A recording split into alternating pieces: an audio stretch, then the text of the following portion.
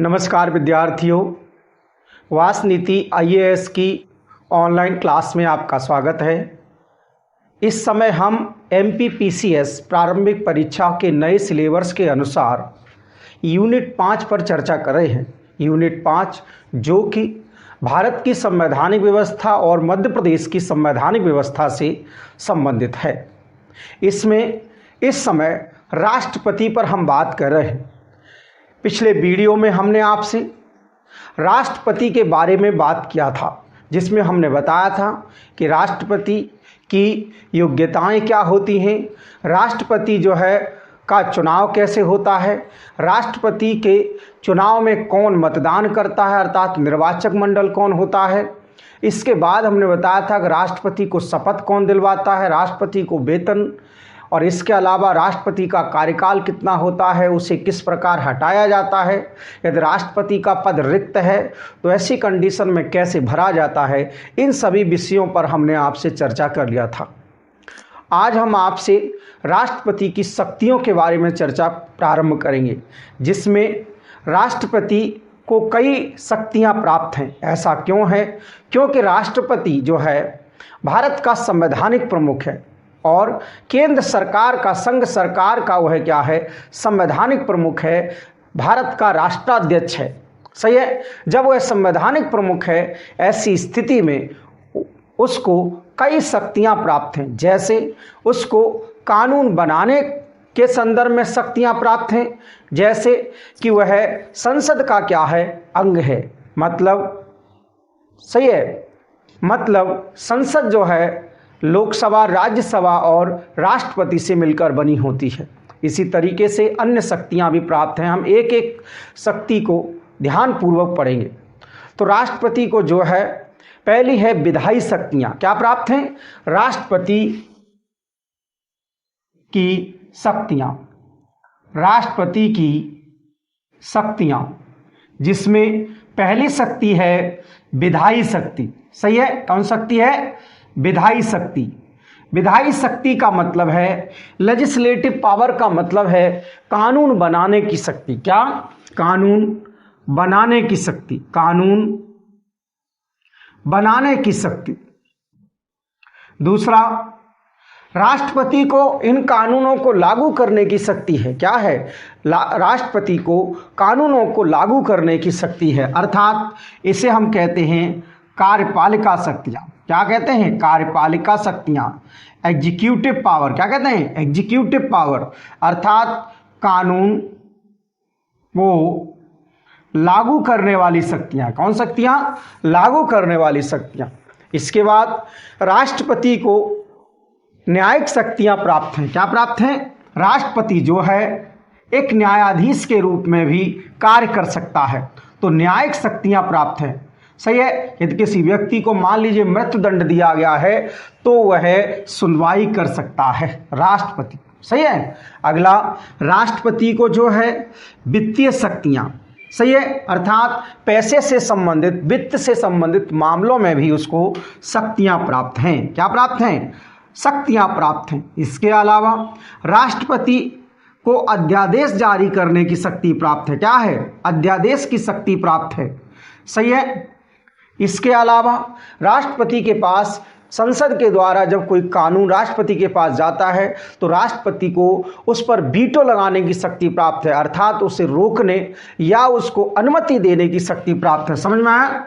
Veto शक्तियां। क्या है? वीटो शक्तियां। समझ में आया? इसके अलावा राष्ट्रपति को कुछ विवेकाधीन शक्तियां भी प्राप्त हैं। सही है। क्या प्राप्त हैं? कुछ विवेकाधीन शक्तियां भी प्राप्त हैं। सही है।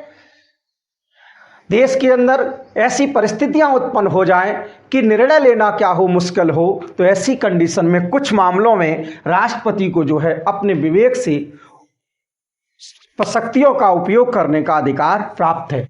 ध्यान रखिएगा, जितनी भी ये शक्तियां प्राप्त हैं, इन शक्तियों का प्रयोग राष्ट्रपति मंत्रिपरिषद की सलाह पर करता है। सही है। तो अगला, तो हम आपसे पहली शक्ति पर चर्चा करेंगे आज, कार्यपालिका शक्तियां। किससे संबंधित? कार्यपालिका शक्तियां। सही है। तो नोट डाउन करते जाइए, नोट्स जरूर बनाइए विद्यार्थियों। ध्यान रखिए, मैं आपको कुछ भी शॉर्टकट में नहीं पढ़ा रहा हूं। सही है। आप प्रीवियस ईयर के क्वेश्चंस जो है बार बार लगाइए। समझ में आया। कानून बनाने का मतलब कानून को लागू करने की शक्तियां। सही है। संविधान का अनुच्छेद 53 कहता है, संविधान का अनुच्छेद 53 कहता है, आर्टिकल 53 कहता है कि संघ की क्या, संघ की समस्त कार्यपालिका शक्तियां, समस्त, सही है, केंद्र सरकार मतलब संघ का मतलब केंद्र सरकार, यहां पर भारत सरकार की समस्त कार्यपालिका शक्तियां, समस्त कार्यपालिका शक्तियां राष्ट्रपति में निहित हैं। किसमें निहित हैं? राष्ट्रपति में निहित हैं। सही है, राष्ट्रपति में निहित हैं। जब राष्ट्रपति में निहित हैं अर्थात राष्ट्रपति के पास हैं, तो राष्ट्रपति इन शक्तियों का या तो स्वयं उपयोग कर सकता है या अपने अधीनस्थ प्राधिकारियों अधिकारियों के माध्यम से कर सकता है। किसके?